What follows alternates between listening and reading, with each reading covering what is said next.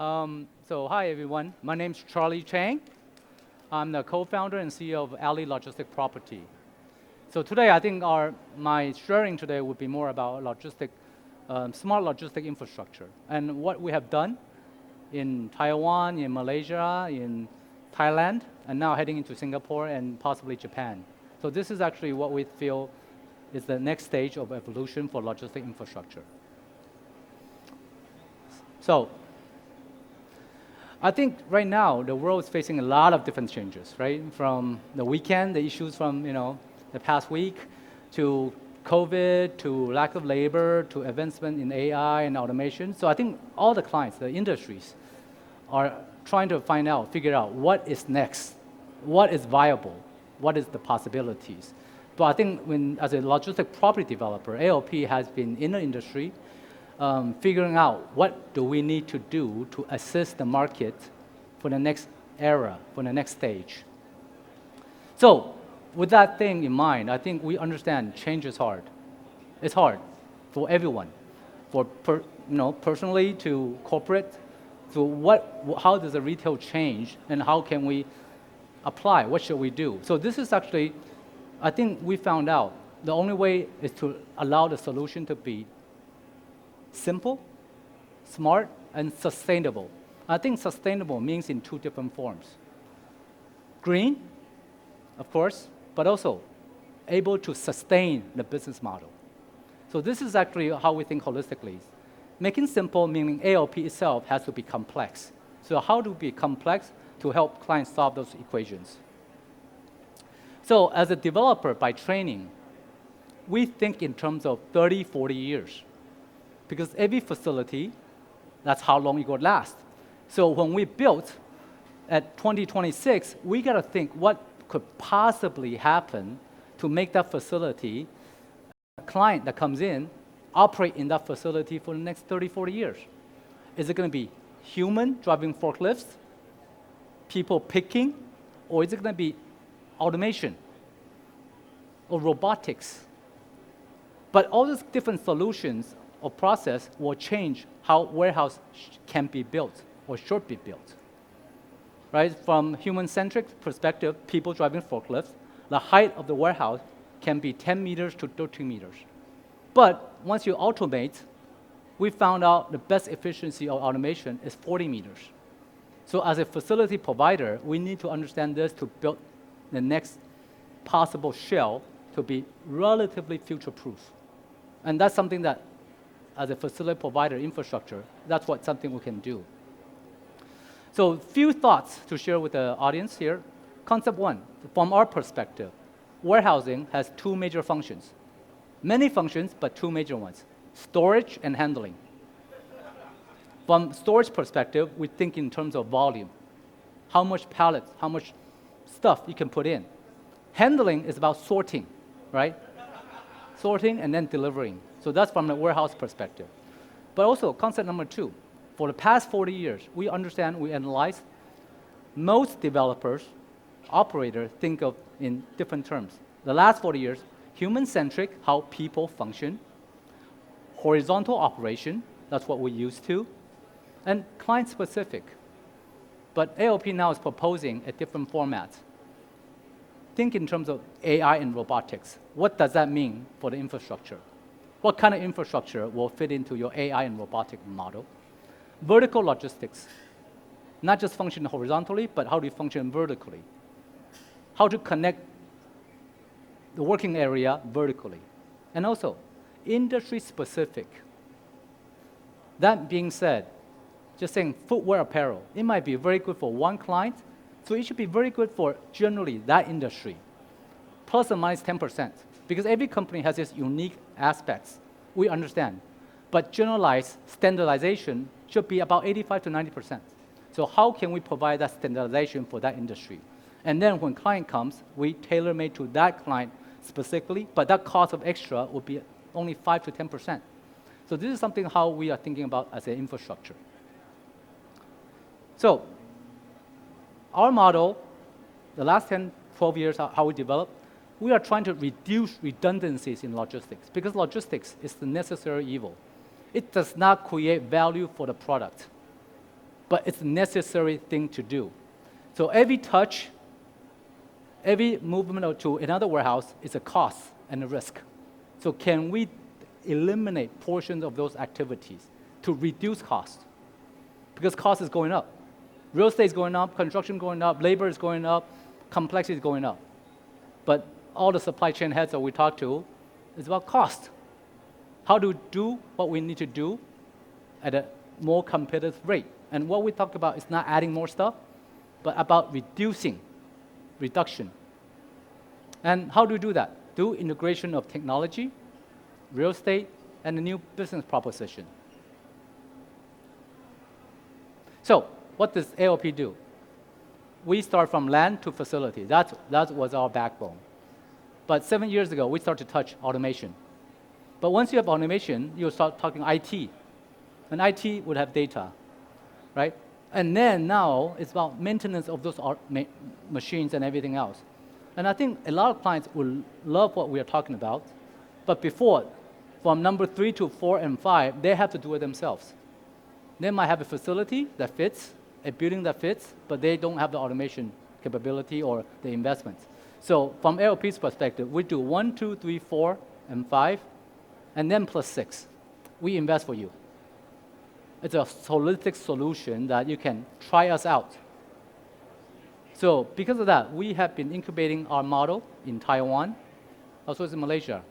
Now heading our project in Thailand's finishing up, and we'll start another project in Singapore. So as the regional players and I guess clienteles are talking to us. So we can be in a lot of places, but we're not because it takes time to build this infrastructure. So we call this new product that we developed the last 7 years, Omega. Omega is a smart warehouse. What does it mean to be a smart warehouse?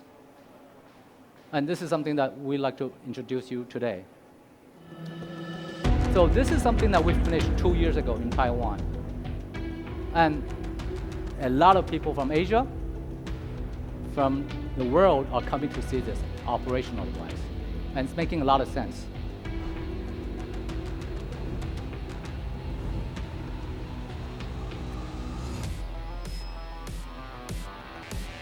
And what does it take to build this, right? The total invest is over $300 million per project. Takes 900 days. So this is not something that every logistics player can do, right? And also, besides the land, the build-up, the automation. So this project itself that started 2 years ago, finished 2 years ago, after 4 months, it's been full capacity. And we're building 5 of this in Taiwan right now.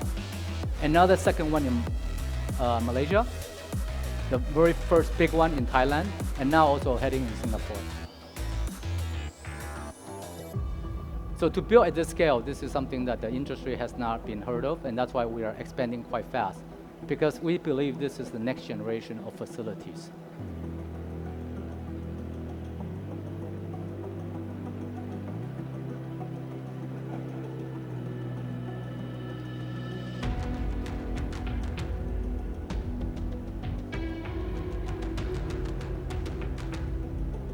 But once you have that set up, we are doing digital twins to do simulations for clients, right? And also maintenance jobs to do all these things. So in a way, we invest so you can use.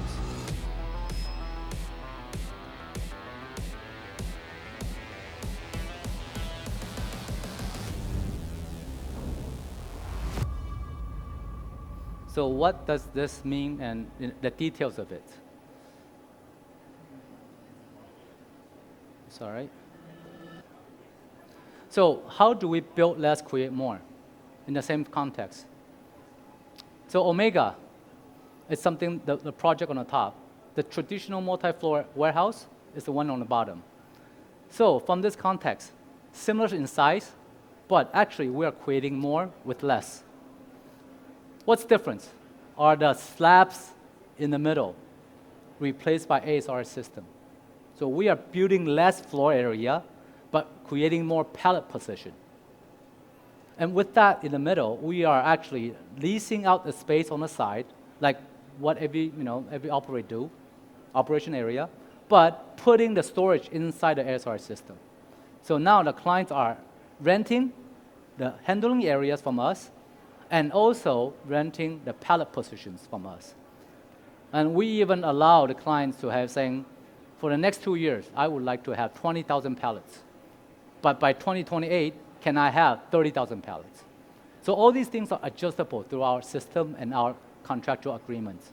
So we are allowing the clients to expand and contract, not daily, but at least every yearly. So you can adjust to your business requirements. So these kind of expansion and contraction is actually quite critical for the retailers. And this kind of thing, what we built right now, is market competitive rates. It's market. I'm not asking the market to pay more for a smart warehouse. So this is very much, if you correlate to an iPhone, the same price as a Nokia.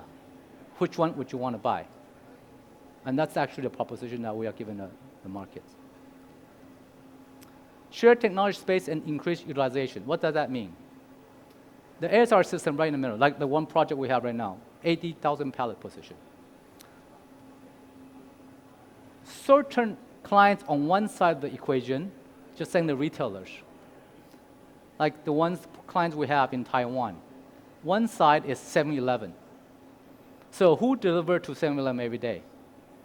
The likes of Coca-Cola, the likes of Doritos, potato chips, all this. So what our proposition is, okay, what if we bring in Coca-Cola to the other side? So that pallet position of that Coca-Cola that will be delivered to 7-Eleven would be in that storage. And what we do, we call it digital transport. You just switch ownership of that pallet position. So they do not need to take it out, put it in the truck, drive it over there, and put it back into the ASR system. So these are all ESG related, as well as savings for the retailer, for the brands, and also potential more profit for ALP. So this is about shortening the supply chain, coordinating that issue. And with this, think about 80,000 pallets. If the life cycle of those products are 30 days, meaning every month, there's going to be 80,000 pallets coming in, 80,000 pallets going out. So can we help coordinate these kind of opportunities? But I think as there's a lot of 3PLs here today, as well as client and principals, the 3PLs, you guys can be our operator for this project as well in this location. So we are actually creating that ecosystem for the industry. So like I said, digital transport, right? 80,000 pallets come in. So these are things that, how do we think about coordinating this ecosystem? Even after Omegas, like the ones that we're building in Taiwan, we got 17 facilities in Taiwan. 10 of them are traditional, very nice warehouses, and that's how we learned. But the new projects we're building are all Omega type, because we found out it's actually the next generation of products. So if you guys have a chance to come to Taiwan, please let us know. We would like to host you and share with you. So a lot of multinational clients, from the 3PL operators to the principals, are coming to us to see this operation live. So now that's why we get a lot of invitations to go to different countries to talk about possibilities of collaboration.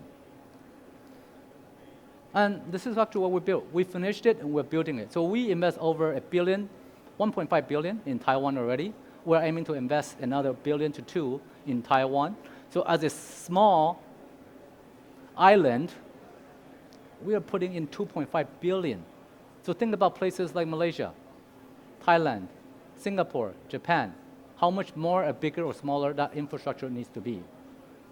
So with that in mind, the last 2 years, what has been created out of that new infrastructure? These kind of applications. So imagine, like we referred, smart warehouse is correlated to a smartphone. So once you have an iPhone, what's next? How to create applications, apps. Now we are creating these kind of apps now to apply for clients to use. So flexibility, efficiency, privacy, reliability, plug and play. All these are what clients told us that they need. And this is actually how we're applying it to them for use now. So contractual agreements. So a lot of clients sign with us, I want 20,000 pallets again, but 3 more years later, I need to increase by 5,000. I need to increase by 20,000. I say, fine, let us know in advance. So we can lease out those additional 20,000 that you might need 4 years from now to another client now. So nobody really had to burden taking up those empty spaces. But even right now, we're talking to different clients. They might have ordered too much from us for 5 years last year. But next year, coming up, I got 5,000 pallet positions open. I think, well, that's your right. I can help you resell that 5,000 to another vendor. Because now, those kind of rights do not need to go through your warehouse. It's a right to the capacity, but doesn't mean need to go through your warehouse. So I think those kind of accessibility is actually more easier and more, intrusive. Besides that, this machine now, we operate 24/7. The throughput's 3 times faster, 0 rates, right? Efficiency, but definitely better. And so all the things are plug and play. So we already set it up and it's functioning. So that's why a lot of people do need to come and see this. It sounds exciting. Is it for real? I'm telling you, yes, it is. Even a lot of people say, I don't want to share, right? My pallet position, I don't want to share. We're telling a lot of people, what don't you really want to share? You don't want to share your data, right? As a vote, ASR system. You don't see it. Your other clients, other neighbors don't see it. AOP sees it because we need to monitor it. But the data that we push to you it's like your bank account. You see your bank account, but you cannot see anybody else's. And this is our responsibility. So within your own space, you handle your stuff. You could do it yourself. You could ask AOP to do it, or you could ask your 3PLs to do it. We don't mind. But inside a shared space, it's AOP's rights and responsibility. So think of it, what does it might look like? It's like an automated car park. You put your car in, you take your car out. That's all you need to know. And you could get it out faster than you do it with a forklift. So that's actually all automated already. And reliability, surveillance, real-time backups, data backups, machine maintenance to make sure this thing do not break. But what are we talking about? We are not talking about rocket science. ASR systems are in the industry for 40 years. The AGV system has been functioning for the last 7 years. So we are testing all these things out. Even with the ASR system, that's the most primary backbone of our solution. It's used by TSMC, the semiconductor guys, that the uptime needs to be 99.99%. So we are buying these kind of high-quality machines and maintaining it, and upgrading it accordingly, so the industry can use safely. And our system, it's plug and play now. We have the AOP OS system that's integrated with all these things that you need or might not need, but we are linking it with API to the client's WMS. So we do not touch your WMS. We just pack your WMS with our system. So it could be a plug and play. And let me know. So besides that, once you have that, we have apps and dashboard for them to monitor. So you tell us what you want to monitor, we'll translate for you, and you can monitor it. Right? And with that, even digital twins, we set up digital twin for clients. So we could start to predict, to analyze, to forecast when will today's volume be done. Because once it's automated more and more, you can have a prediction model. Right? And even this, SCADA is something that we do. This is for factories. Maintaining of the machines. What goes wrong, what goes right, how do we maintain this machine? Because these machines are replacing your people. So I need them to be up 24 hours, 365 days. It cannot go down, it should not go down. But what if it does? How can we minimize the impact? So we have a lot of solutions that go behind it. So it's not just about buying a machine. Right, and data transparency, so we push. Like in Taiwan, we have earthquakes, we have typhoons. So certain areas in Southeast Asia might have earthquakes, some places might not. So what's your, as a owner of that product, what do you care about? We could push those information to you, so you can monitor. So stock counting, because everything that goes in, we measure the dimensions, understand the weight, so it doesn't go in and get stuck. And we take a picture of that stuff. But once this picture taken, everything that comes out, we take another picture. So all you need to do is match those pictures saying, look, I did not touch it, because that's what you put in and that's what you take out. But with that concept, can it be as a yearly, monthly stock counting mechanism for the accountants? Yes.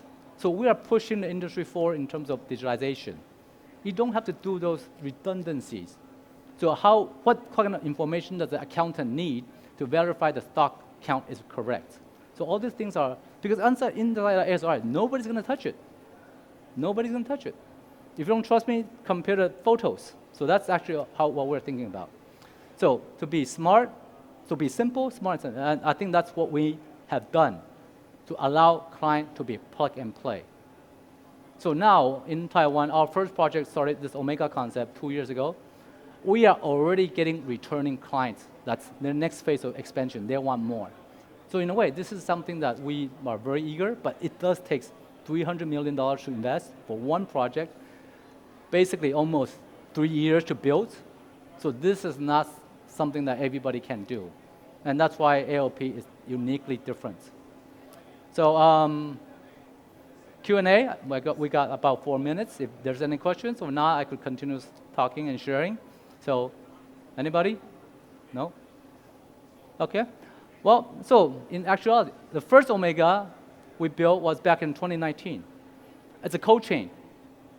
And this was our first test at this concept, but that idea came in 2016. It took 2.5 years to build.